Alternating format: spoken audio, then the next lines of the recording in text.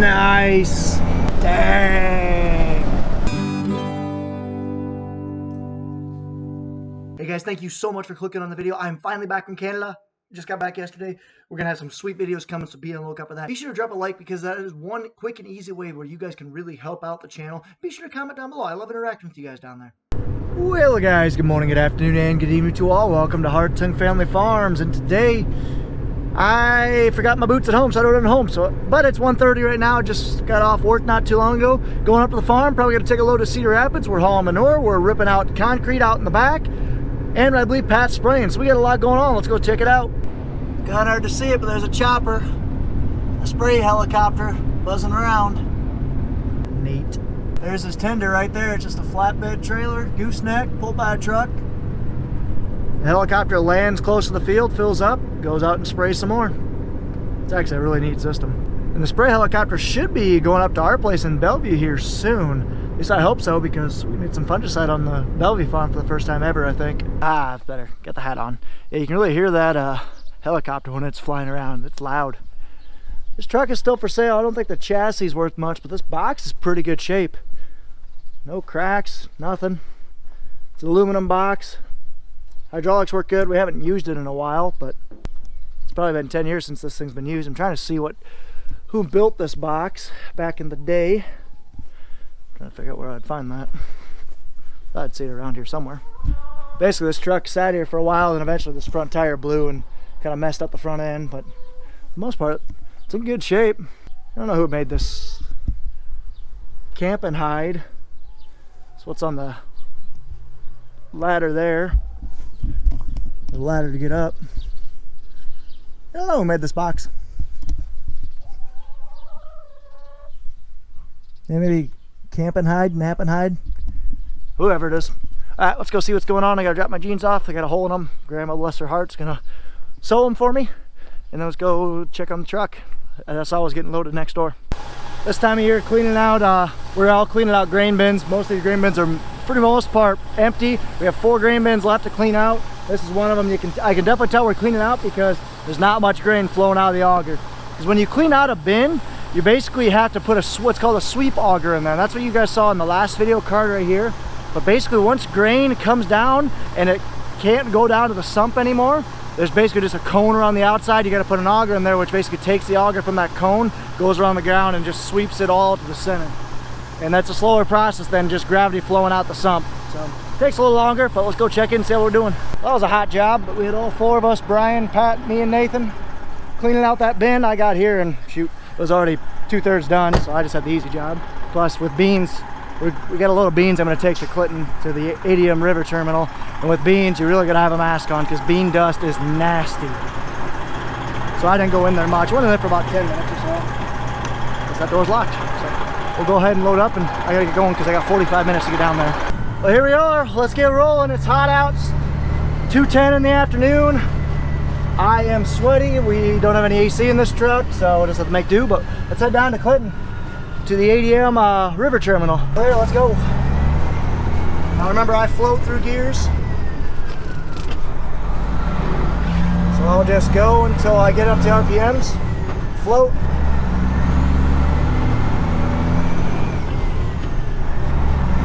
Alright, let's get her going. There's the helicopter.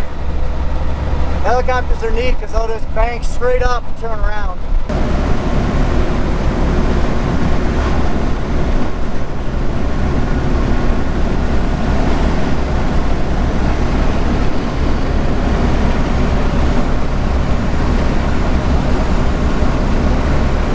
Man, those take some cojones to run that. No thank you. Well, there's the corn plant we go to right here. And just down the road about a mile is the bean terminal. These beans get loaded on a barge and sent down south to probably get loaded on a ship to export, as opposed to getting processed right here. So here's the bins, and they have basically a barge loading station right there. So we'll go undo the tarp, go get probed, and go dump. There's the probe. He's gonna probe my trailer, and I'll pull around and go behind that semi and dump. It's the first time I've ever been here where there hasn't been at least 3 trucks waiting. Kind of nice. Well, granted, I mean, this is probably one of the last beans in the area. There are not a lot of beans left because guys offloaded them when they got up, started climbing. But we're still up pretty high. I think we sold these beans for 14 bucks. I'll mix it, I'm not sure. And I'll pull around and go behind that semi and dump. It's the first time I've ever been here where there hasn't been at least 3 trucks waiting. Kind of nice. But granted, I mean, this is probably one of the last beans in the area. There are not a lot of beans left because guys offloaded them when they got up, started climbing. But we're still up pretty high. I think we sold these beans for 14 bucks. I'll mix it, I'm not sure. See if I can get service. US Cellular hasn't had service all day today. That's been frustrating. And I'm guessing these beans are right at 15 bucks. And 15 bucks, 1,000 bushel, you do the math. It's a lot of money. I don't think we quite had 1,000 bushels on this load just because these are actually the last beans that we have of our farm from 2020. So I think there's probably close to 800 bushel on here, but still, it's like 12 grand. It's a lot of money for one semi-load. A lot for us. Man, 74,000. That's the most legal I've ever been. This is the last beans of our crop here, so we just cleaned out our bean bin. We're just selling them just to get rid of them. So now we'll dump. There we are, I just sold 49,000 pounds of beans. So now I'll pull out the scale. Well, theoretically I could pull off. I didn't need to pull off because there's no one behind me. But normally I'd pull out the scale, let the next guy on, and then go grab the ticket and head out. There we are. 48,720 pounds. Test weight of 56.8. That's good test weight. Moisture of 11.5. Great moisture. 1% damage, 0.3% FM, and 2.5% splits. So that's the big 3 things of foreign material. Splits is usually the biggest. That's basically when the bean splits in half. Usually it happens when it gets too dry. FM is kind of the pods and stuff, and your damage. I'm honestly not sure what the damage is. Maybe just damaged seed coat. I'm not sure, but either way, good load. Just made 800 bushels, or 800 and some change. Basically, that was a $12,000 load right there. All right, let's head back home and see what else we got to haul. So I bet I'll probably either load up with corn, head to ADM in Cedar Rapids, if it's still open. If not, I might take a load down here. We'll see. Or, worst case scenario, just load up. That way Pat can take a load to ADM in Cedar Rapids in the morning. He took a load this morning.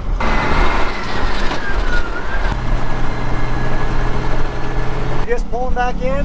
Excavator's all done for the day, it looks like. Now I'm gonna load out of this middle bin, our oldest one. Pat just took off in the sprayer right there. He helped me get loaded up. So now I'm gonna go ahead and let's head out to Cedar Rapids. About the same time it took last time. So let's head out there, see what we see. Here's why we poured that cement. Because they're ripping up the entire back out there. So we just dumped all our ear corn, gluten, silage, or gluten, DDGs, and ear corn right there. Let's head out to Cedar Rapids. Nice. Cutting some oats, dropping straw, gonna be baling my straw. Nice. One thing I noticed on the drive out that I didn't really pay attention to yesterday, or 2 days ago, everything's really dry out here. Really dry. Much drier than we are back home. The beans just don't look quite as dark. Corn's a little bit more pineapple-y. I hope these guys get some rains. Just made it out of 30. Getting on the side streets and heading to ADM, which is right there. Man, automatic tarps are the best. Gotta love it. So let's drive through and see how much I can mess this up. If you guys remember, I gotta take this card right here and scan myself into the computer. Hopefully it won't take 10 minutes like I did last time. We'll see. Okay, that was pretty easy. That took about 30 seconds compared to 10 minutes the last time. Not bad. Okay, I like that Cedar Rapids. That's pretty nice. And less radio traffic. So now I'll get probed. The only thing I don't like about this place is you gotta scan your card 1, 2, 3, 4, 5, 6 times while you're done. So that is a little excessive, but I mean, it is what it is. Let's go. Just got the green light.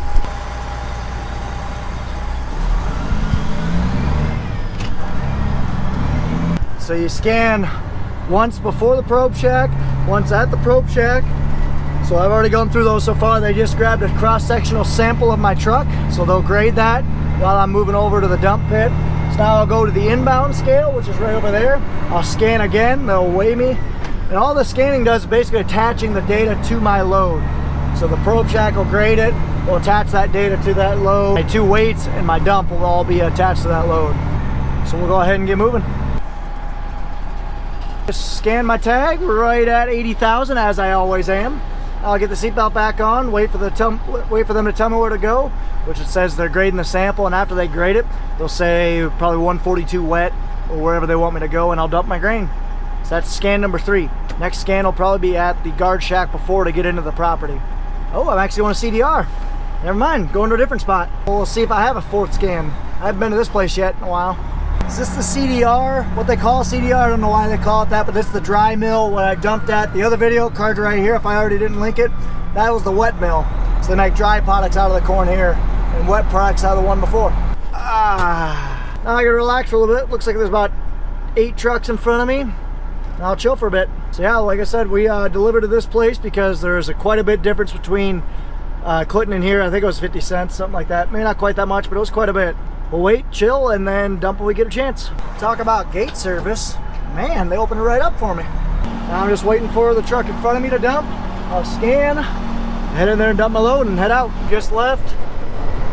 Now I'll head home. Side. Big stop though, so I hope everything's okay.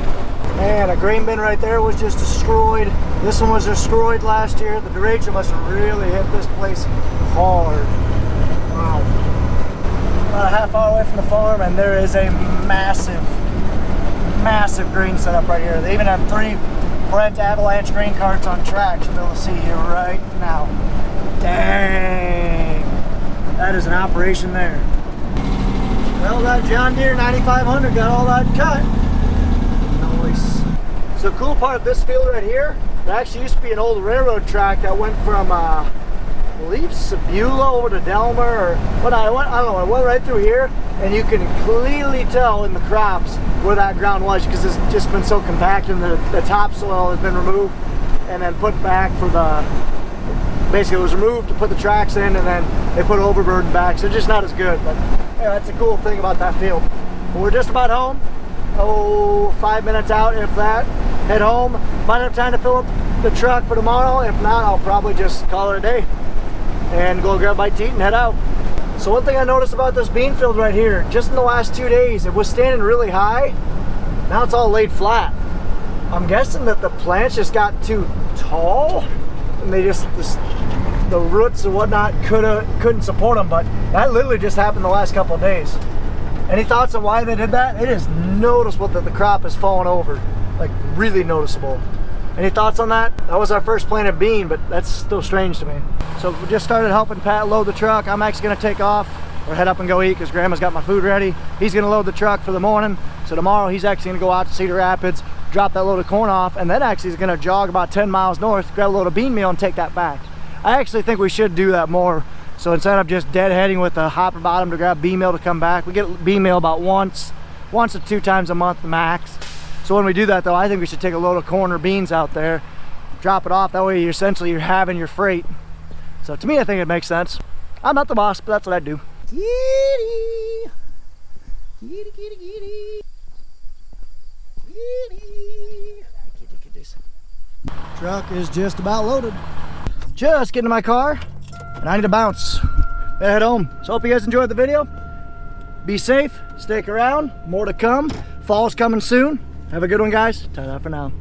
Alright, as I mentioned before in the video, I am back from Canada. I was up there for a month or so. So I'm hoping that my dad and Nathan have gotten quite a bit of footage because I know we are done chopping. So that's going to be really different. I'm going up to the farm tomorrow. So, oh man, I'm excited to see what's happened. We're done chopping. We've cut all the last of our hay, and we're on to custom chopping work. So there's a lot that are going up on the farm. I cannot wait to get up there and basically recap you guys and myself on what's happened in the last month. So be sure to stay tuned for all that. But anyway, I hope you guys do enjoy the video. Be sure to, like I said, drop a like if you guys haven't already, and especially if you made it this far, and stay tuned for more.